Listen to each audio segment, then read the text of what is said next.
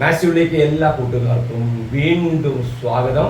ഇന്ന് പരിചയപ്പെടുത്തുന്നത് നമ്മൾ തുടർന്ന് വരുന്നത് പോലെ USS എക്സാമിന് വരുന്ന മാത്തമാറ്റിക്സിലെ ഏറ്റവും പ്രധാനപ്പെട്ട ചോദ്യങ്ങളാണ്. 3 സെറ്റ് വീഡിയോ അപ്ലോഡ് ചെയ്ത് കഴിഞ്ഞു. നിങ്ങൾ ഓരോന്നായി കണ്ടിട്ട് അതിൽ വന്നിട്ടുള്ള എല്ലാ ചോദ്യങ്ങളെയും പരിചയപ്പെടുക. ഒരു ചോദ്യം പരിചയപ്പെടുത്തുമ്പോൾ ആ ചോദ്യം മാത്രമല്ല ഇവിടെ നിങ്ങൾക്ക് കാണാൻ കഴിയുക, അതുമായി ബന്ധപ്പെട്ട് വരാനിടയുള്ള മറ്റ് ചോദ്യ ഭാഗങ്ങളും അതിനോടനുബന്ധിച്ച് ഇവിടെ നിങ്ങളെ പരിചയപ്പെടുത്തുന്നുണ്ട്. അതുകൊണ്ട് തന്നെ മാത്തമാറ്റിക്സിന്റെ എല്ലാ കാര്യങ്ങളും അറിഞ്ഞുകൊണ്ട് തന്നെ മുന്നോട്ട് പോകുവാൻ നിങ്ങൾക്ക് കഴിയും. ഈ ചാനൽ ആദ്യമായി കാണുന്നവർ സബ്സ്ക്രൈബ് ചെയ്യണം എന്ന് അഭ്യർത്ഥിക്കുകയാണ്. ഇതിന്റെ വീഡിയോ വീണ്ടും വരുമ്പോൾ നിങ്ങൾക്ക് അതിന്റെ നോട്ടിഫിക്കേഷൻ കിട്ടും. അപ്പോൾ ചൂടായിട്ട് തന്നെ അതിന്റെ കാര്യങ്ങൾ നിങ്ങൾക്ക് മനസ്സിലാക്കാൻ കഴിയും.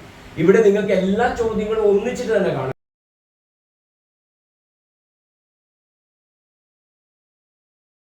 കഴിയും. അതുകൊണ്ട് നിങ്ങൾക്ക് അറിയുന്ന ചോദ്യങ്ങളാണെങ്കിൽ നിങ്ങൾ വീഡിയോ കണ്ടിട്ട് സമയം കളയേണ്ടതില്ല. ഓക്കെ, അപ്പൊ ഒന്നാമത്തെ ചോദ്യം നിങ്ങൾക്ക് അറിയാം, അത് നിങ്ങൾക്ക് ചെയ്യാം, വീഡിയോ കണ്ടില്ല. രണ്ടാമത്തെ ചോദ്യം നിങ്ങൾക്ക് മനസ്സിലായിട്ടില്ലെങ്കിൽ അല്ലെങ്കിൽ അതിലെന്തെങ്കിലും സംശയം ഉണ്ടെങ്കിൽ നിങ്ങൾ എന്ത് ചെയ്യാം, ഈ തുടർന്ന് കാണുമ്പോൾ അതിന്റെ എക്സ്പ്ലനേഷൻ അതെങ്ങനെ ആൻസർ കണ്ടുപിടിക്കാം എന്നത് വ്യക്തമായി സൂചിപ്പിച്ചിട്ടുണ്ട്. അതുകൊണ്ട് ആ രീതിയിൽ എല്ലാം കണ്ടതിന് ശേഷം നിങ്ങൾ ഓരോന്നായിട്ട് മനസ്സിലാക്കിയിട്ട് അറിയാത്ത ചോദ്യങ്ങൾ ഏതെന്ന് സ്വയം മനസ്സിലാക്കാനും അതിന്റെ ഉത്തരം എങ്ങനെ എളുപ്പത്തിൽ കണ്ടുപിടിക്കാൻ കഴിയുമെന്നും ഈ വീഡിയോയിലൂടെ നിങ്ങൾക്ക് കഴിയുന്നു. സമയം കളയാതെ നമുക്ക് ക്ലാസ്സിലേക്ക് തുടങ്ങാം. ഫസ്റ്റ് ക്വസ്റ്റ്യൻ പറയുന്നത് നിങ്ങൾക്ക് ഇവിടെ കാണാൻ കഴിയും. ഒറ്റ അക്കങ്ങൾ ഇല്ലാത്ത 9ന്റെ ഏറ്റവും ചെറിയ ഗുണിതം, smallest multiple of 9 without odd numbers എന്നാണ്. അപ്പോൾ smallest multiple of 9, multiple of 9 എന്ന് പറയുമ്പോൾ പ്രത്യേകത നിങ്ങൾക്കറിയാം. എങ്ങനെയാണ് ഒരു നമ്പറിനെ 9 കൊണ്ട് ഡിവൈഡ് ചെയ്യാൻ കഴിയും എന്ന് പറയുന്നത്? അതിലത്തെ സം ഓഫ് ഡിജിറ്റ്സിനെ എന്തുകൊണ്ട് ഡിവൈഡ് ചെയ്യാൻ പറ്റണം? 9 കൊണ്ട് ഡിവൈഡ് ചെയ്യാൻ പറ്റിയാൽ മതി. മലയാളത്തിലാണെങ്കിൽ അക്കങ്ങളുടെ തുക ഡിവൈഡഡ് ബൈ 9. ശ്രദ്ധിക്കുക, അക്കങ്ങളുടെ തുകയെ 9 കൊണ്ട് ഹരിക്കാൻ കഴിഞ്ഞാൽ ആ നമ്പറിനെ, ആ സംഖ്യയെ 9 കൊണ്ട് ഡിവൈഡ് ചെയ്യാൻ ഹരിക്കാൻ കഴിയും. ഇവിടെ എന്താ പറഞ്ഞത്? ഒറ്റ അക്കങ്ങൾ ഉണ്ടാവാൻ പാടില്ല. അതിൽ ഈ ആൻസർ നോക്കുക, നിങ്ങൾ ഇതിൽ ഏതിലെങ്കിലും ഒറ്റ നമ്പർ വരുന്നുണ്ടോ? ഇല്ല. അതുകൊണ്ട് ഒറ്റ അക്കങ്ങൾ ഇല്ല എന്നുള്ളത് നമ്മൾ കൺസിഡർ ചെയ്യേണ്ട ആവശ്യമില്ല. ഇതിലും ഒറ്റ വരുന്നില്ല. അപ്പൊ ഒറ്റ അക്കങ്ങൾ വരാത്ത, ഓഡ് ഡിജിറ്റ്സ് വരാത്ത ഏറ്റവും സ്മോളസ്റ്റ് ആയിട്ടുള്ള മൾട്ടിപ്പിൾ ഓഫ് 9 ആണ് ചോദിച്ചത്. ഏറ്റവും ചെറിയ 9ന്റെ ഗുണിതം. ഇവിടെ എവിടെയും വരാത്തതുകൊണ്ട് അതിന് ഇവിടെ വലിയ കാര്യമില്ല. പിന്നെ എന്തിനാണ് കാര്യം? 9ന്റെ ഗുണിതം, ഏറ്റവും ചെറിയ 9ന്റെ ഗുണിതമാണ്. അപ്പൊ ഇവിടുത്തെ നമ്പർ നോക്ക്, 2, 4, 6. ഇത് 9ന്റെ മൾട്ടിപ്പിൾ ആണ്. നോക്കിയാൽ 2 + 4 + 6, 2, 4, 6, 6, 12. അപ്പൊ അതിനെ 9 കൊണ്ട് ഡിവൈഡ് ചെയ്യാൻ പറ്റുമോ? ഇല്ല. 488 നോക്കിയാൽ 4 × 8 12, 12 × 8 20. 20നെ 9 കൊണ്ട് ഡിവൈഡ് ചെയ്യാൻ പറ്റുമോ? ഇല്ല. 20നെ 9 കൊണ്ട് കറക്റ്റ് ആയിട്ട് ഡിവൈഡ് ചെയ്യാൻ പറ്റില്ലല്ലോ. 288, 2 × 8 10 × 18.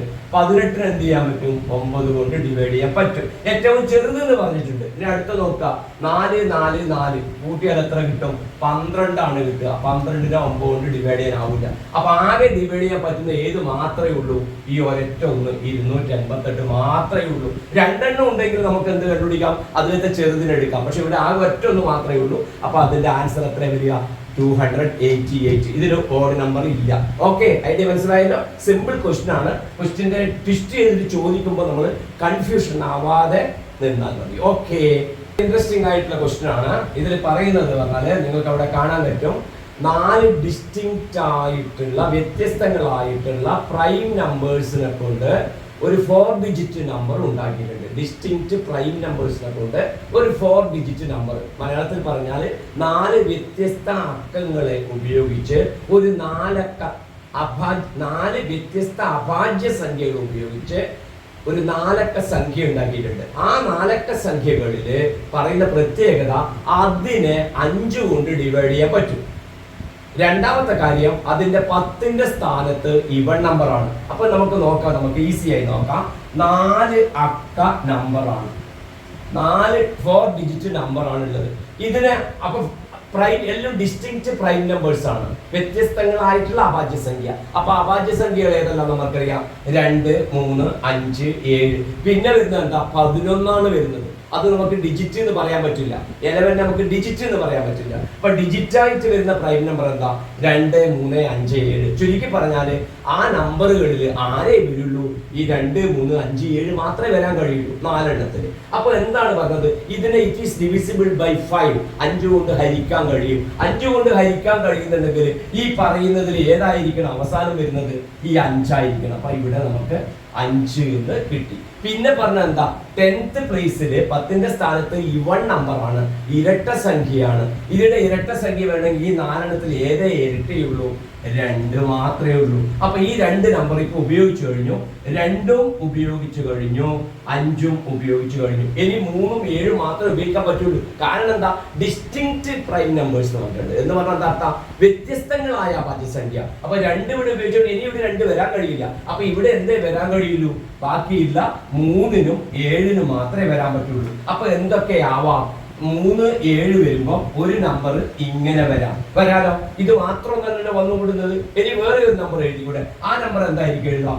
7, 3, 2, 5. ഇത് മാറാൻ പറ്റില്ല. കാരണം എന്താ? അവസാനം 5 കൊണ്ട് ഡിവൈഡ് ചെയ്യാൻ പറ്റാം. ഇവിടെ 10ന്റെ സ്ഥാനത്ത് ഉണ്ടായിരിക്കണം. അപ്പൊ നമ്പറുകളിൽ ഏതായി വരിക? 3, 7, 2, 5. ഇങ്ങനെയുള്ള നമ്പറിന്റെ സമ്മാണ് ചോദിച്ചത്. ഇവയുടെ തുക കണ്ടുപിടിക്കാൻ നമുക്കാവുമല്ലോ. ഇത് രണ്ടും കൂടെ കൂട്ടി നോക്കുക. 5, 5, 10. 1, 2, 3, 2, 5. 7, 3, 10. ബാക്കി 1, 1, 3, 4, 7, 11. അപ്പൊ നിങ്ങൾക്ക് അവിടെ ഓപ്ഷനിൽ കാണാൻ പറ്റുന്നുണ്ട് 110, 50 എന്നുള്ളത്. അപ്പൊ ഈ ചോദ്യത്തിന്റെ പ്രത്യേകത എന്താ? പെട്ടെന്ന് കാണുമ്പോൾ നമുക്ക് ചെയ്യാൻ പറ്റാത്തതാണ് തോന്നുകയും, പക്ഷെ എഴുതി നോക്കി സമാധാനത്തോടെ ഉണ്ടാകുമ്പോൾ നിങ്ങൾക്ക് ക്ലിയർ ആയിട്ട് ഐഡിയ മനസ്സിലാവുകയും. ഇത് മനസ്സിലായിട്ടുണ്ടാവുകയും. വീഡിയോ ഇഷ്ടമായാൽ ലൈക്ക് ചെയ്യാനും വേണ്ടി കാണിക്കരുത്. ക്വസ്റ്റ്യൻ: a+b-c ഈക്വലന്റ് ആയിട്ടുള്ള തുല്യമായിട്ടുള്ളത് ഏത്? ഇതിന് തുല്യമായിട്ടുള്ള 4 ഓപ്ഷൻ ഇവിടെ ഞാൻ എഴുതിയിട്ടുണ്ട്. നിങ്ങൾക്ക് അവിടെ കാണാൻ കഴിയുന്നുണ്ട്. അപ്പൊ ഇതിന് ഈക്വൽ ഏതാണ്? അപ്പൊ എന്താണ് വഴി? ഇതിനെ നമ്മൾക്ക് മാറ്റി എഴുതാം. ഇതേപോലെ ബ്രാക്കറ്റ് ഇല്ലാതെ മാറ്റി എഴുതാം. അപ്പൊ ഇതെന്താ വരിക? a minus of B. ഈ മൈനസ് ഇത് 2 നമ്പറുകൾക്കും ബാധ്യമാണ്. Minus of B minus of minus C. അപ്പൊ നമുക്ക് എന്ത് കിട്ടും? ശ്രദ്ധിക്കണം. Plus C. Minus of minus നമുക്ക് കിട്ടും പ്ലസ്. അപ്പൊ ഇത് നോക്കിയാൽ എ ഉണ്ട്, പ്ലസ് ബി ആണ്, മൈനസ് ബി ആണ്. അപ്പൊ ആ ഉത്തരം ശരിയല്ല. രണ്ടാമത്തെ നോക്ക്.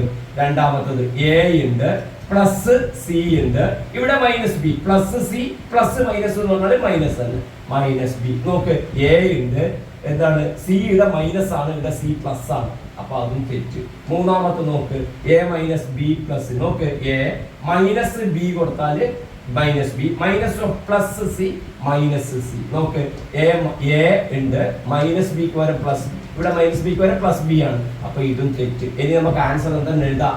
ഇതന്നെ എഴുതാം, എങ്കിലും പരിശോധിക്കാം. എങ്ങനെ പരിശോധിക്കാം?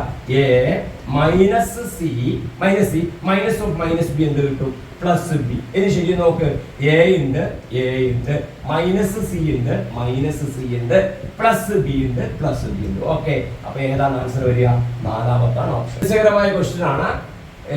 ഇവിടെ നോക്കിയാൽ 7 ഒന്നുകൾ ഇവിടെയുണ്ട്, ഇവിടെ 7 ഒന്നുകളുണ്ട്. ഇവ തമ്മിൽ മൾട്ടിപ്ലൈ ചെയ്ത് കിട്ടുന്ന ഒരു റിസൾട്ട് ഉണ്ട്, ഒരു പ്രൊഡക്റ്റ് ഉണ്ടാവും, ഒരു ഗുണനഫലം ഉണ്ടാവും, ഒരു ഉത്തരം ഉണ്ടാവും. ആ ഉത്തരത്തിൽ വരുന്ന അക്കങ്ങളെല്ലാം കൂട്ടിയാൽ എത്ര ഉത്തരം കിട്ടും? ഈ 4 ഓപ്ഷൻ നിങ്ങൾക്ക് അവിടെ തന്നിട്ടുണ്ട്.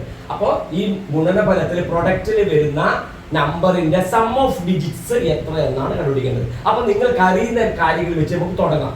11നെ 11 കൊണ്ട് മൾട്ടിപ്ലൈ നിങ്ങൾക്ക് അറിയാം, 1, 2, 1 ആണ്.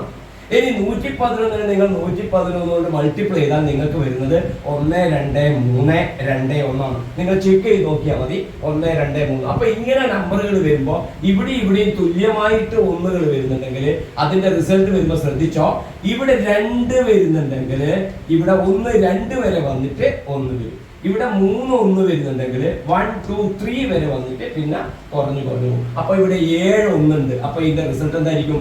1, 2, 3, 4, 5, 6, 7. കാരണം 7 ഒന്നുണ്ട്. ഇവിടെ 3 ഒന്നുണ്ടാകുമ്പോ 3 വരെ വന്നു.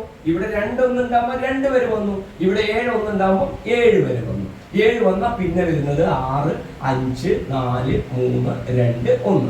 ഇനി ഇവയെല്ലാം ആഡ് ചെയ്യാറുണ്ട്. ഓക്കെ, പ്രിയപ്പെട്ട കുട്ടികളെ, ഇതെല്ലാം നിങ്ങൾ ആഡ് ചെയ്ത് നോക്കി കഴിഞ്ഞാൽ അതിന്റെ റിസൾട്ട് വരിക ഈ നടുക്ക് വരുന്ന ഏറ്റവും 7 അല്ലേ വരുന്നത്. ആ 7നെ 7 കൊണ്ട് മൾട്ടിപ്ലൈ ചെയ്തതായിരിക്കും ഇതെല്ലാം കൂട്ടിയാൽ കിട്ടുന്നത്. അപ്പൊ ആൻസർ എത്ര കിട്ടും? 41. 9. സിമ്പിൾ. ഇതൊരു ട്രിക്കായിട്ട് എടുക്കുക. അപ്പൊ ഏറ്റവും നടുക്ക് വരുന്നതിന്റെ ഡബിൾ. ഇനി അതും അറിയണ്ട, വെറും ഗുണനഫലങ്ങളുടെ തുകയാണ് ചോദിച്ചിട്ടുണ്ടെങ്കിൽ ഇവിടെ 7 ഒന്നല്ലേ ഉള്ളത്. അപ്പൊ 7 × 7 എഴുതിയാൽ മതി. അപ്പൊ ആൻസർ ആയി. അതേ സമയത്ത് ഇതിന്റെ പ്രൊഡക്റ്റ് എന്താണ് ചോദ്യം വരുന്നുണ്ടെങ്കിൽ ഇങ്ങനെ തന്നെ എഴുതണം. ഗുണനഫലം ചോദിച്ചാൽ തുക എഴുതാം, അവയുടെ അക്കങ്ങളുടെ തുക എഴുതാൻ പറഞ്ഞാല് ഇവിടെ 7 1 7 1 7 49. ഈ വർക്ക് ആൻഡ് ടൈമുമായിട്ട്, അതായത് ജോലി സമയം, ഇതുമായിട്ട് ബന്ധപ്പെട്ട ചോദ്യങ്ങളാണ്. ചോദ്യം ഇതാണ്, നിങ്ങൾക്ക് അവിടെ കാണാൻ കഴിയും. 6 ആളുകൾ 1 വർഷവും 3 മാസവും കൊണ്ട് ഒരു ജോലി പൂർത്തിയാക്കുന്നു എങ്കിൽ 9 ആളുകൾ അതേ ജോലി ചെയ്യാൻ അവരെ ഏൽപ്പിച്ചാൽ അവര് എത്ര മാസങ്ങൾ കൊണ്ട് പൂർത്തിയാക്കുന്നതാണ്. ഹൗ മെനി മന്ത്സ്, അവർക്ക് ആവശ്യം എത്ര വരും. എങ്ങനെ? If 9 men can be complete that work within how many months എന്നാണ് ചോദ്യം. അവിടെ ഓപ്ഷൻ നിങ്ങൾക്ക് അവിടെ തന്നിട്ടുണ്ട്. അപ്പൊ 6 men can complete the work in 1 year and 3 months അങ്ങനെയാണ് പറഞ്ഞിട്ടുള്ളത്. 6 ആളുകൾ ഒരു കൊല്ലം 3 മാസം കൊണ്ട്. ഈ സാധാരണ ഇങ്ങനത്തെ ചോദ്യം വരുമ്പോ ഈ 3 മാസം കൊല്ലം അങ്ങനെ വരാറില്ല. ഒന്നുകിൽ വർഷം വരും, അല്ലെങ്കിൽ ദിവസങ്ങൾ വരും, അങ്ങനെയാണ് വരിക. ഇവിടെ കൊല്ലവും മാസവും വന്നതുകൊണ്ടും വർഷവും മാസവും വന്നതുകൊണ്ട് ചില കുട്ടികൾക്ക് കോംപ്ലിക്കേഷൻ വരും. Don't worry. അപ്പൊ നിങ്ങൾ ആദ്യം ഇതുണ്ട് ടോട്ടൽ വർക്ക് കണ്ടുപിടിക്കുക. ഇതിന്റെ ഐഡിയ എന്താണ്? Total work. ടോട്ടൽ വർക്ക് എങ്ങനെയാണ് കണ്ടുപിടിക്കുക? മെന്നിനെ കൊണ്ട് എന്ത് ചെയ്യാൻ പറ്റും? മെന്നിനെ കൊണ്ട് അവരുടെ ഡേയ്സിനെ മൾട്ടിപ്ലൈ ചെയ്യുക. അതായത് എത്രയാണോ പീരീഡ്, ആ പീരീഡിനെ കൊണ്ട് മൾട്ടിപ്ലൈ ചെയ്യുക. മെന്നിനെ പീരീഡ് പറഞ്ഞാൽ അതിന്റെ കാലം, എത്ര സമയം എന്നുള്ളത്. അപ്പൊ ഇവിടെ എത്ര വരിക? ടോട്ടൽ വർക്ക് വരിക എത്ര ആളുണ്ട് ഇവിടെ? 6 ആളുണ്ട്. എത്ര? 1 വർഷം 3 മാസം. ശ്രദ്ധിക്കുക, ഇവിടെയാണ് ആകെയുള്ള പ്രശ്നം. 1 year 3 months. അപ്പൊ ഈ ഫുൾ മന്തിലേക്ക് മാറ്റാം. കാരണം എന്താ അറിയോ? ആൻസർ എല്ലാം മന്തിലാണ് ഉള്ളത്. അതുകൊണ്ട് ഇതിനെ ഒരു കൊല്ലം എന്ന് പറഞ്ഞാൽ എത്ര? 12 മാസം. 12 months പ്ലസ് 3 months. അപ്പൊ ടോട്ടൽ എത്ര മന്ത് വരും? അപ്പൊ 15 months. അപ്പൊ 15 മാസം വരും. 15 മാസം. അപ്പൊ 6 ആളുകള് 15 മാസം കൊണ്ടാണ് ആദ്യത്തെ പറഞ്ഞ ജോലി പൂർത്തിയാക്കുന്നത്. അതേ ജോലി പൂർത്തിയാക്കാൻ 9 ആളുകൾക്ക് എത്ര വേണമെന്നില്ല ചോദ്യം. അപ്പൊ 6 ആളുകൾ 15 മാസം എന്ന് പറയുമ്പോൾ ആകെയുള്ള ജോലി കണ്ടുപിടിക്കാൻ ആളുകളുടെ എണ്ണത്തെ ഈ 15നെ കൊണ്ട് മാസം കൊണ്ട് മൾട്ടിപ്ലൈ ചെയ്യാം. അപ്പൊ എത്ര നമുക്ക് ഉത്തരം കിട്ടും? 90 മാസം കിട്ടും. അപ്പൊ അവിടെ ആകെയുള്ള ടോട്ടൽ വർക്ക് എത്രയാണ്? 90 ആണ്. ഈ 90 ആണ് എത്ര ആളെ കൊണ്ട് ചെയ്യേണ്ടത്? 9 ആളുകളെ കൊണ്ട് ചെയ്യേണ്ടത്. അപ്പൊ ആ ഡേയ്സ് കണ്ടുപിടിക്കാൻ എന്താ വഴി? ഇനി എത്ര വേണ്ടി വരുന്നില്ലേ, എത്ര മന്ത് വേണ്ടി വരും എന്നുള്ളത് കണ്ടുപിടിക്കാൻ എന്താണ് വഴി? ഈക്വൽ ടു ആ ടോട്ടൽ ഡിവൈഡഡ് ബൈ എത്ര? രണ്ടാമത് വരുന്ന ആളുകൾ. 90/9. ആൻസർ എത്ര കിട്ടും? 10. അപ്പൊ ആൻസർ 10 months എന്ന് പറയുന്നത് കിട്ടും. അപ്പൊ ഇവിടെ നിങ്ങൾക്ക് കാണാം 10 എന്ന് കാണാം. അപ്പൊ 10 months ആണ് അതിന്റെ ആൻസർ വരുന്നത്. ഇവിടെ പ്രത്യേകത ഇത്രയേ ഉള്ളൂ. ടോട്ടൽ വർക്ക് എന്ന് പറഞ്ഞു കഴിഞ്ഞാൽ ആളുകളും എടുക്കുന്ന സമയവും തമ്മിൽ മൾട്ടിപ്ലൈ ചെയ്യുന്നതാണ് ഒന്നാമത്തെ കാര്യം. ഓക്കെ, ഇവിടെ സമയത്തിന് വർഷവും മാസവും തന്നുകൊണ്ട് അതിനെ മാസത്തിലേക്ക് മാറ്റി. എന്തേ മാസത്തിലേക്ക് മാറ്റി? ആൻസർ എല്ലാം മാസത്തിലായതുകൊണ്ട്. ഓക്കെ, അപ്പൊ ഓരോന്നിനും ഓരോ കാരണങ്ങളുണ്ട്. ഓട്ടെ, അപ്പൊ മാറ്റി. അപ്പൊ നമുക്ക് ടോട്ടൽ വർക്ക് കിട്ടി. ആ ടോട്ടൽ വർക്കിനെ രണ്ടാമത്തെ ആളെ കൊണ്ട് ഡിവൈഡ് ചെയ്താൽ അവരുടെ. അപ്പൊ ഈ 9 ആളുകൾ 10 മാസം എടുത്തു കഴിഞ്ഞാൽ 90 മണിയായി. കറക്റ്റ് അല്ലേ? അത് കംപ്ലീറ്റ് ചെയ്തു. ഓക്കെ, ഈ വീഡിയോ ഇഷ്ടമായിട്ടുണ്ടെങ്കിൽ ലൈക്ക് ചെയ്യാനും ഷെയർ ചെയ്യാനും മടി കാണിക്കരുത്. നിങ്ങൾക്ക് എന്തെങ്കിലും അഭിപ്രായങ്ങൾ ഉണ്ടെങ്കിൽ അതുകൂടി കമന്റ് ബോക്സിൽ അറിയിക്കുക. നമുക്ക് തുടർന്ന് പുതിയ വീഡിയോകൾക്കായി കാത്തു നിൽക്കാം. ബൈ.